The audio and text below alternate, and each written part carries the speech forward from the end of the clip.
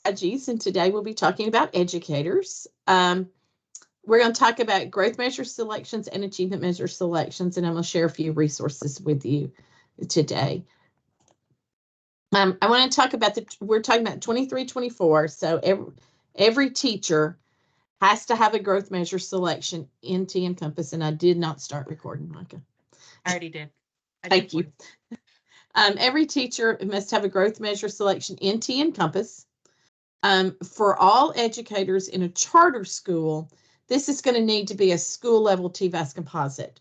You all do not generate district level composites. Your schools only generate, we are only generating at that school level. So they need to be a school level TVAS composite. A custom feeder option is available for teachers in schools who do not generate their own TVAS, their own growth measures. So we're going to talk a little bit more about that in just a minute. Measures should align as closely as possible to what the educator teaches. So you need to think about that when you make those selections. On the team website, there's a growth measures tab, and at the bottom of that tab, there are 3 resources there for you. There's a growth measure selection guidance. There's a FAQ for growth and achievement measures, and there are directions to import the growth and achievement measures, which is the quickest way to get those in. So when you're talking about growth measures, there are several different types of TVAS composites. So we are individual growth measures. There's several different types. We have 3 different types of individual growth scores. That means these scores are specific to the students that the teacher taught. So we have individual TVAS. These all are automatically used in the LOE calculation. We have individual student growth portfolios. So these are for teachers who are implementing portfolios. And then we have the individual state board approved universal reading screener for districts and charters who choose to implement that as a growth measure. Then we have 3 other types. We have school level TVAS composites. We have district level TVAS composites, which, as I've said, you all won't have those. And then we have the custom feeder options. So all teachers, including those that we expect to get an individual growth score, the types that are highlighted in red, even if you expect a teacher to get a growth score for one of these measures, they still need a school level TVAS measure in TNCompass, which is one of the greens, the one that's highlighted in green.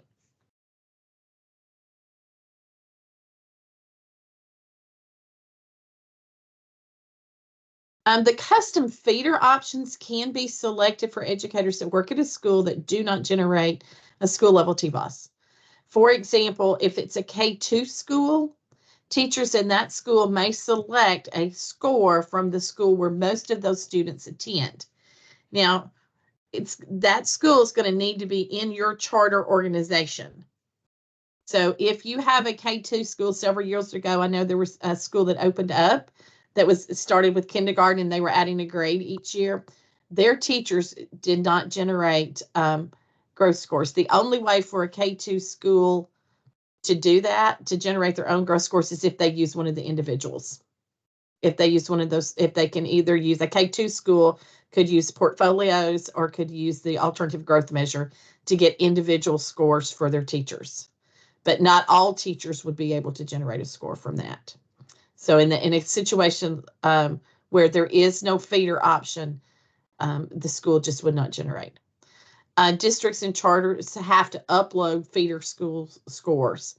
So if you choose that, it's the district's responsibility, the charter's responsibility to put that score in for those educators. School-wide composites. So there are several different types of school-wide composites.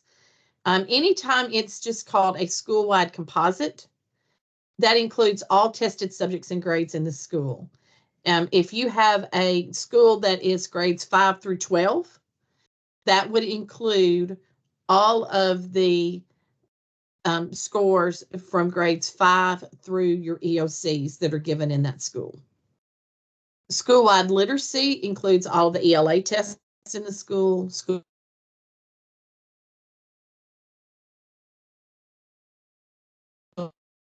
Science would be all of the science tested grades in the school, and social studies would obviously.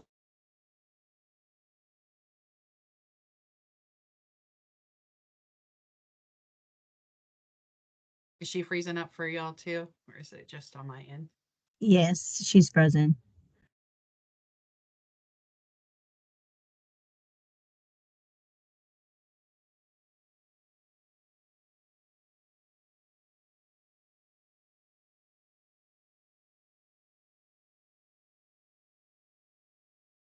Let me see if I can get her back.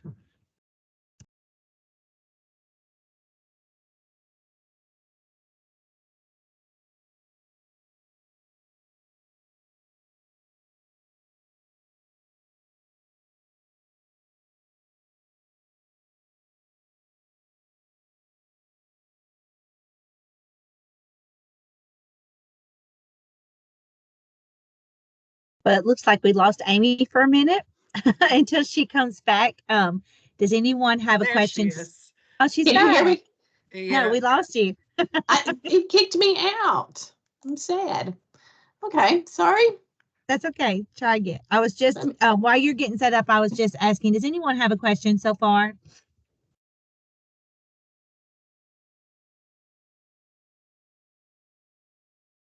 No. Yeah, you may Okay. want to start this whole slide over. Start this one. Yeah. Yes, ma'am. Okay, do I need to go back one? Did I get through all the composites? I believe so. Okay. So a school-wide TCAP composite, it would say TCAP composites grades 4 through 8. That would include all tested subjects in grades 4 through 8. Literacy would be all ELA in grades 4-8. Numeracy, just 4-8. School-wide literacy and numeracy would be 4-8. Science would only be grades 5 through 8 because we only generate the TBOS starting in 5th grade for science, and social studies would just be 6 through 8. In the guidance, this is all spelled out. There are several pages that talk about all these different kinds of composites. So let's talk a minute about achievement scores, achievement measures. So every educator must also have an achievement measure selection. The options for achievement measure are state assessments, which would be the success rate or the percent of students who met or exceeded expectations. Off-the-shelf assessments, there are a list of approved off-the-shelf assessments that can be used. Your TVOS composites are options also for achievement, graduation rate, ACT, SAT, early post-secondary exam, and industry certifications for high schools. Measures should line as closely as possible to what the teacher teaches, again, and the achievement measure criteria must be set when the selection is made. That means that you're going to set up how you're going to score those. Thinking about if you're doing a TVOS does not need criteria, but if you're using state assessments, you're going to want to think about how are you going to determine if the teacher gets a 1, 2, 3, 4, 5. And you would think about if you're using state assessments, you would look at what your percentage was last year, the prior year, for students who met or exceeded the expectation for that grade or teacher. And then you would scale up and down from there.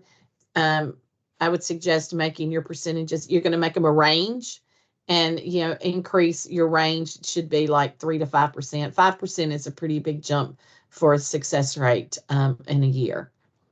All the others would be scaled similarly. I also suggest that you be very specific when you're scaling about how you're going to figure that score. There are resources on the team website underneath achievement.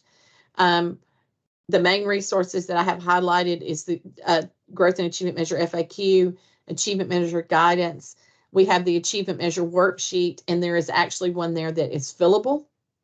That teachers you can type that information in, or they can fill it out by hand or whatever. Again, growth and achievement measure import instructions are there. And the evaluation data measure selection documentation slide deck, that gives you some options for scaling. It's got a lot of information in it, but if you scroll through that, it'll show you some examples of scaling if you need them.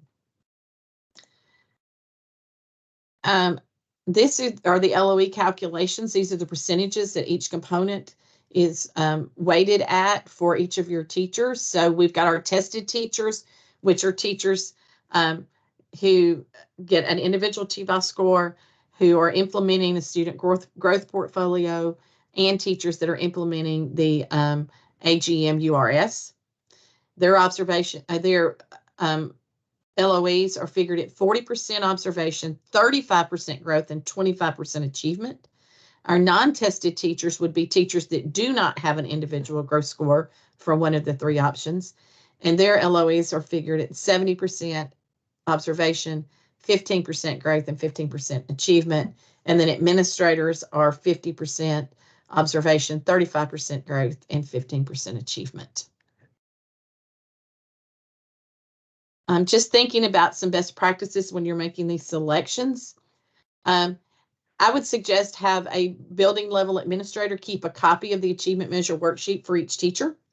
That way you have that on file and have that on record as to what should be in TNCompass. List of specifics of the achievement measure to be selected. For example, if the selection is TCAP 3.8 ELA success rate, be very specific about, is this at the grade level? Is it the success rate for the teacher, the school, or the classroom? Is it their class, or is it the whole grade? Be very specific about that. Personally, I would not remember at the end of the year when I start to put these scores in what we had talked about. I recommend documenting that for that. If your selection is off the shelf, be really specific about how you're going to measure this. What score are you going to use? Is it the percentage of students scoring at a certain percentile? Is it the percent of students that are projected to score at a certain level? If it is a universal reading screener, which test score are you going to use? Are you going to measure it from the first to the last assessment, or are you going to look at the second to the final, or is it just going to be based on the final? Just making those notes will help you when you have to enter those scores. Make sure that the score can be easily calculated. I don't recommend using a big convoluted formula. Make it as simple as possible. If it is, document on that worksheet exactly how you plan to calculate that score. That will help you in the spring or summer when you have to put these scores in. Next steps would be to share these resources with your building level administrators. Provide support to your principals on these measure selections, and get those measure selections uploaded into TNCompass. These have to be put in TNCompass in order for your teachers to generate LOEs. These are a few upcoming meetings. We have the evaluation configurator meeting each month, and then we have our charter school office hours each month. Some of these will be the same. Sometimes we'll use the same topics, but we'll go deeper into yours if we need to. And always you can email team questions with any questions.